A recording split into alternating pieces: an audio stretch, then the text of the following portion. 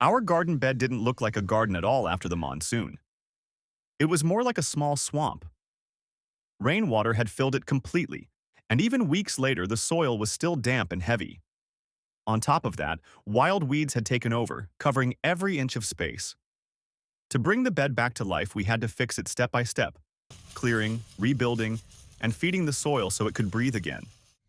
We started by removing the weeds, not just cutting the tops, but digging them out with their roots using a shovel. This part may sound tiring, but it's worth it. If the roots stay in the ground, the weeds will come right back, stronger than before. By pulling them out completely, we free the soil and stop them from stealing nutrients meant for our plants. Weeds compete for food, light, and water, and if left alone, they can choke young seedlings before they even start growing. Removing them with roots also helps loosen compacted soil, which improves air and water movement, something our flooded bed badly needed.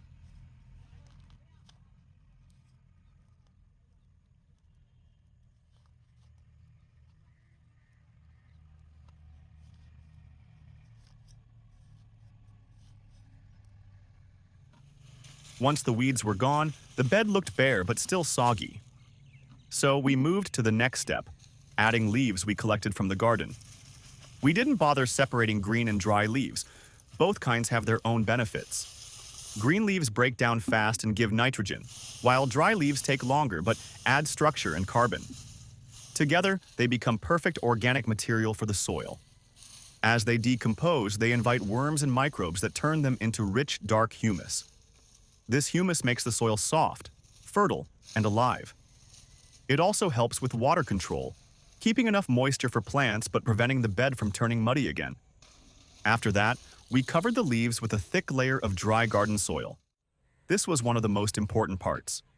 The dry soil helped absorb extra moisture trapped in the lower layers, allowing the bed to dry gradually. But it also raised the bed's level. That way, when it rains again, the water will drain off more easily instead of sitting on top. Raised beds not only stay drier, but also give roots more oxygen, and plants tend to grow faster and healthier in them. The soil becomes lighter, and roots can spread deeper.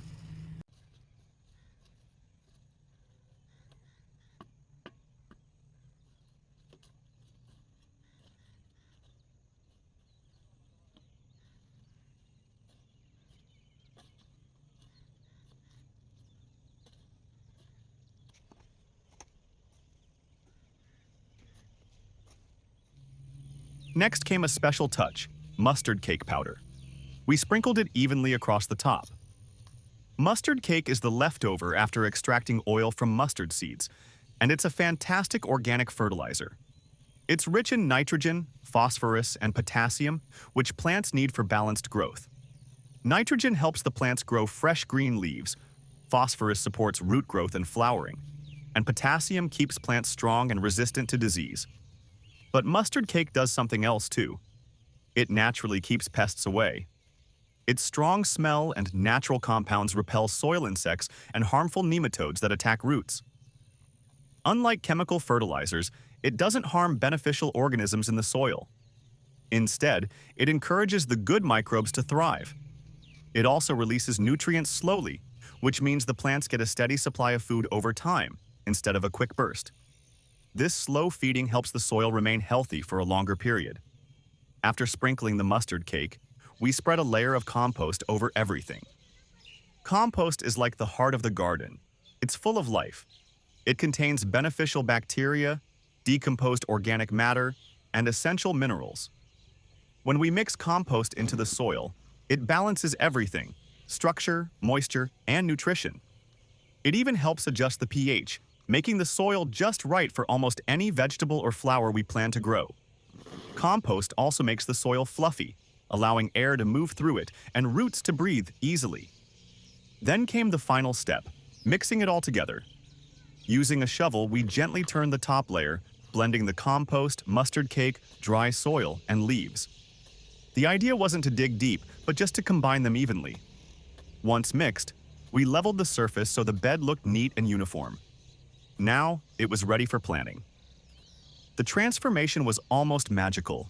From a waterlogged, weed-covered mess, we now had a healthy, raised, nutrient-rich bed that smelled like fresh earth.